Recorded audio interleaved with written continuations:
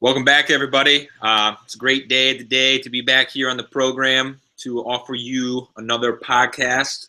I mean, look at this, 2 in a row. We got the sponsors back with us. This is what happens when you get the money rolling in. Let's just do some quick introductions. Mr.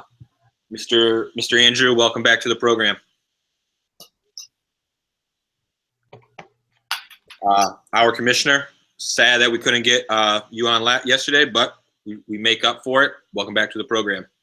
Well, you never even asked yesterday, so you probably weren't that upset.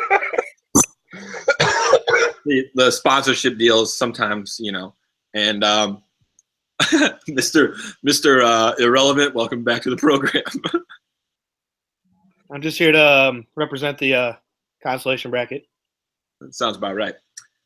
Before we dive into the playoff preview, Commissioner, anything that you want to address in regards to the Hutch debacle that happened a few weeks ago from your side? Yeah, but hear a lot of talk about this. Obviously, not sure what actually happened. I was contacted by Joe to push the trade through. I assumed it would be okay with Hutch. I put it in the group meeting. He didn't say anything. Hutch was the one that offered the trade in the first place, so if he really didn't want it to be put through, 3 days to offer it. He offered it at a time that it would have been accepted before Thursday's game had Joe seen it right away. He was obviously going to take the trade. If he had seen it right away, the trade would have gone through without my help anyway. So I guess the only explanation can be Andrew's from yesterday, where he just kind of quit before he could lose or whatnot. So I don't know. Yeah. Maybe Mary Beth told him she didn't help his team anymore. I don't know. I mean, it was a bold strategy. Hutch is officially dead. We're one day in the post-Hutch life. Feels good. It feels free. I feel a lot lighter, actually. Lost a lot of dead weight and feel great. Yeah, like I said, Kyle, it wasn't like he wasn't going to make the playoffs if he would have made that trade happen and he lost that week. He was already set into the playoffs, so it didn't. The only thing I could think of is he wanted Brady that week. I don't be that guy, but Dak Prescott scored one more point than Tom Brady that week, so I would have helped him. Right. I don't know. He also told me he didn't like the power that you had to make a trade go through like that. But I was like, well, that's been going on all year. 3 weeks ago, 3 weeks before that, he was literally begging me to push his trade through. Begging me. Literally nonstop texting me for days to push a trade through. He did that to me too. But that should be all good. Anyways, let's just move right into the playoff preview. And let's see what's going on here. First matchup, we have a matchup between you two here on the program. Kyle's team won. I like that. And best team on paper. Week 14 matchup. A lot of check marks on Andrew's side here. Kyle, let's just go straight to you. What are your thoughts on your team and your matchup? They're not good. Not gonna lie to you. Woke up in a cold sweat this morning after some bad nightmares. But what are you gonna do? I snuck into the playoffs there. I'm gonna blame Bob still for half of what's gonna happen to me because of the trade. What was that, like 8 weeks ago? You could call that it's past time, but I'm still blaming Bob for giving up great players for nothing.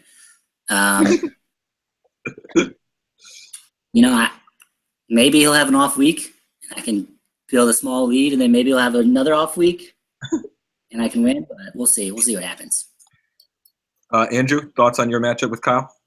Yeah, I mean, Bob, he's taking it on the chin a lot in this league, but I think it should be mentioned that he finished the year 4-1 on his last 5 games. Almost finished out a 5-game win streak to end the year. Lost the last week in a close one.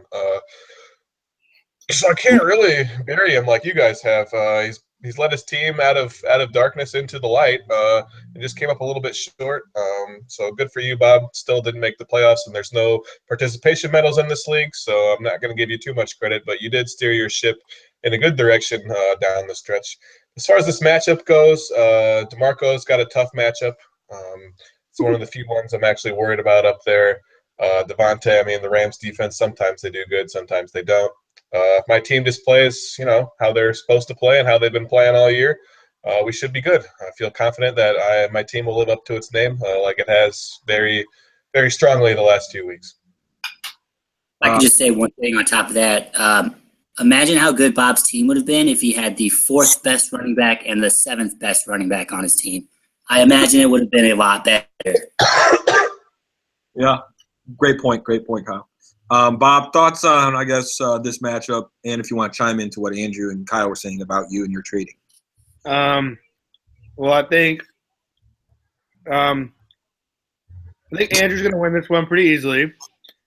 Kyle's team, it feels like one of those like situations like when a 5-7 team gets a bowl bid. They really shouldn't be there, but they are. Oh my! So I expect Andrew to win this one handily. Wow, Bob, I that's guess we can blame Hutch for that. a lot coming from you, Bob. But I actually agree kind of with you on the side of Bob. Bob he actually did pretty good with trading. You know, I traded Jordan Matthews for Eric Decker, and look how that ended up for me. So yeah, Bob actually came out on top in a couple of his trades. All right. However, moving on. Last. You talk about the game at all, Kib? Who do you think's going to win? Oh, I got you. I got you because of the check marks. And I can't really give you anybody because of their pictures. So I'm going to go with you, Andrew, just because of the check marks. Or Okay. check marks. But I'm going to take Kyle. I'm going to take the points. Kyle's going to cover 18 points. All right. Last, I guess the other matchup in the playoffs. Myself versus Voldemort. Did I pronounce his name right that time? Voldemort. Yeah, I love my matchups. Love all my guys out there. Love where our heads are at. Like we got ourselves in the right place this week. Got a win coming into the playoffs. It's always nice having a win coming into the playoffs. I just love my matchups. Bob, thoughts on this matchup between Eric and Voldemort and myself? Yeah, I'm gonna shock you guys, and I'm gonna go with Eric. Wait, who? I mean, the one we don't name. I don't know why. We'll bleep that out. We'll bleep that out. Sorry, we'll bleep it out. I don't know why I'm picking him, but I'm just gonna go with the underdog and try and win big here. Kyle? Yeah, I think this could go either way. I almost feel like it could be one week the Voldemort wins and the other week you win, and it just kind of depends on who wins by more. Yeah. Honestly, I thought Eric was going to win this one. On paper, Kib should kill him. We'll bleep that out again. We'll bleep it out. Either way, I don't know why. Maybe it's just my hatred for the North Division, but I was going to pick Eric again, bleep it out, but I think I'm going to take him because of I can't trust the North Division after what Hutch did. Can't do That's it. a good point. Really good point. I think the entire integrity of the North Division is sort of tarnished by Hutch's actions. But having said that, I think the difference is going to be that Kib has the top-ranked kicker in the league, number one there. I think that's going to be the difference for him. We're talking about he who should not be named being a big underdog. I mean, he's not really. It's 4 points if you look at the spread. I'm a big spread guy. But I'm also money line the slightly favorite teams and parlay that. So that being said, I would have to go with Kib. I think he's going to win. I think he's got a strong team. Le'Veon Bell's probably the best back outside of my boy David Johnson. T.Y. Hilton's starting to play some good football. Des Bryant, I'm starting to regret getting rid of him. So I think Kib's going to win. Jonathan Stewart is very questionable, but I don't know if he'll be there come game time. So I'm going to have to go with Kib. Yeah. I also another one of these trades where I didn't benefit. I traded Todd Gurley for LeGarrette Blount. In the long run, I thought it would. We all thought I was going to do good, but it didn't really happen that way. Oh well, I didn't do very good on my trades this year. I don't know if you guys want to dive into the consolation side at all. No. This was something to talk about. You going to talk about your game at all, or are you going to skip that one too? Oh, my game? I thought I said I like my matchups. I'll take You myself. said you didn't like your Todd Gurley, and that was about it. All right. I like my team and I like my matchups. I'm going to take myself and the points. So we're split here. All right. Since we're not going to talk about the consolation side, other than the Hutch debacle, the playoff preview, anything else that you guys want to address before we close it down this week? Yeah, I think since we got a full cast here again, I just want to make it clear so I can get the voice out to as many people as possible. No matter what happens, I still think that I'm going to go ahead and get the ring this year. But you guys sort of embarrassed yourself this season, no one within 100 points of me. Next year, I hope that, there's a little bit more of a spread in that debacle. You'd think I'd say more of a challenge, but I love when your guys' teams are bad. So I hope that I get that 100 point up to 200 points that no one will be within me. And it starts with the draft, and then it starts with good GMing. A lot of my core is still my core. David Johnson was overlooked. I think I got him with the 9th pick. I was laughing, and then look what he's done for me this year. Been the best fantasy player maybe of all time. So yeah, just great regular season, and excited to take it into the playoffs. Thanks, Andrew. Bob? You're welcome. I don't have anything. I feel like my team it finished the season strong, built momentum for next year, and we'll try and be better. Commissioner? We laid the foundation. Obviously, whoever's commissioner next year has a lot of things to decide. Obviously, we have an odd number of players as it is. I feel like we just figured this one out, and then someone has to go and ruin it. Whether we try and find a new friend, which is getting harder. I don't know if you guys noticed that. League,